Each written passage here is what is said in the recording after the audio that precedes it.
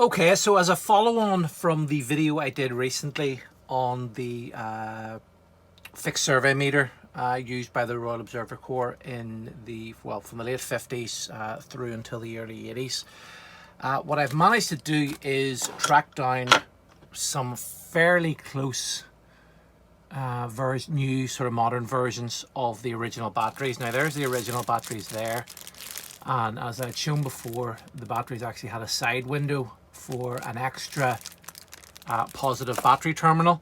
So what I've done with one of them is I've completely wrapped it in electrical tape, and then in the second one I've wrapped both ends, and then I've left a window then at the side which gives me a third connection. And what I'll do is, if I stick a multimeter onto it, I should be getting just under 11 volts.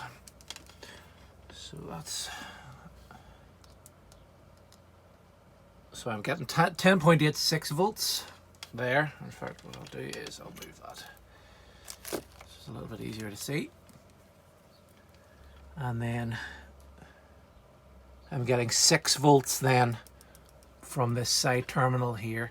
So that's all the voltages I need then to get the fixed survey meter, well, working as best it can.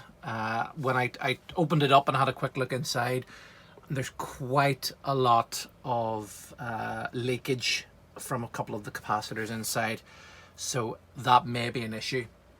But what I'll do is I'll move the camera so we've got a sort of top-down view, and it'll make it a wee bit easier to see what I'm doing. So quick jump cut and I'll do that.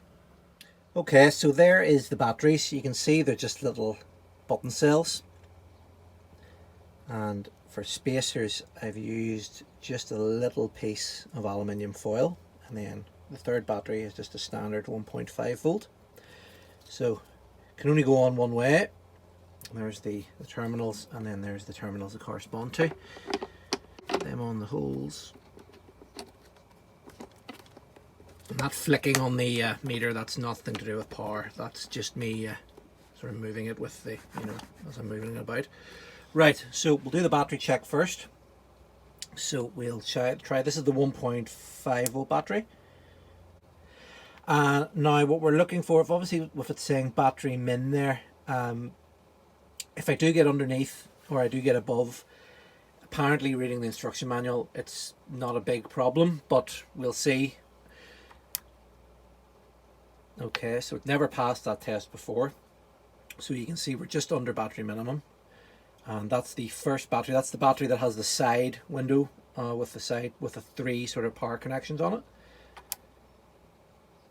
Okay, and a similar voltage with HT2. Okay, so in terms of battery tests, it has passed pretty much, which is a good sign. I have the probe connected in the back here, so I'll turn to set 500 first of all. Okay, that's quite a good sign. I'll see if I can get that to exactly 500.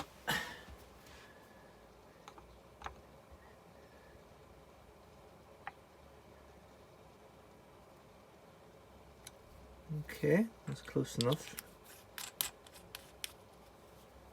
Okay, I'll drop back to set 0. And set 0.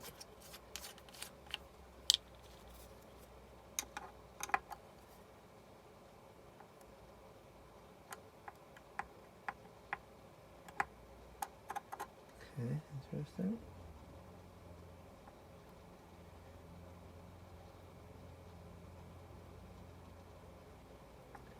Okay, so that might be the issue now with the capacitors.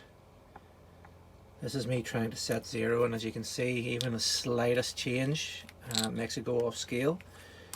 So what I'll do is I'll leave it, closer to 0 than closer to 500, and then I'll go to on.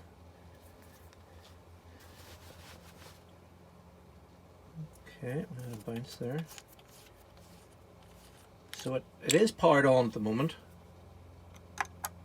and obviously it should be at 0.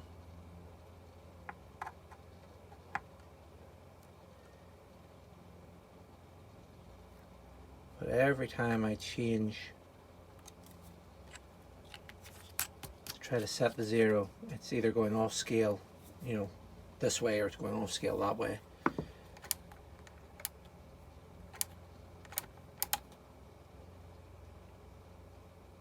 And as you can see, it's dropped down slightly. Obviously, setting the 0 will change this as well. So setting set 0 will change set 500. So I get that bounce when I turn it on, and then it drops off. So I mean, the unit is on, it is powered on, and I was able to get the set 500 set. There's another calibration screw under here, and there might be a bit of work I can do inside as well. But I mean, it is doing something, which I mean, I've never been able to get it to set 500 before, so it is actually doing that. And you know, if I put the screwdriver in again, the calibration for 500 is actually working as I turn it that way, and then if I turn it this way to turn it up to 500, it is actually working. So I have that set now, so that is set to the full scale. And then it immediately goes to 0 when I do it that way. So I'm wondering if it is something to do with all the leaking capacitors, which, you know, that definitely wouldn't help inside. But at least I have it, it's somewhat working, and it is down in part to getting these little button cell batteries. It just popped out there as I was doing that. But yeah, so there's a little side connection. There's that battery. As the rain starts pelting onto the roof of the shed there. I don't know if you can pick that up in the audio or not. But yeah, at least I have it working somewhat. I can keep playing with it. This will be a work in progress, just to see what else I can do. Obviously I may not be able to get it registering any radiation, but at least it's nice to have it working a bit more than I had before.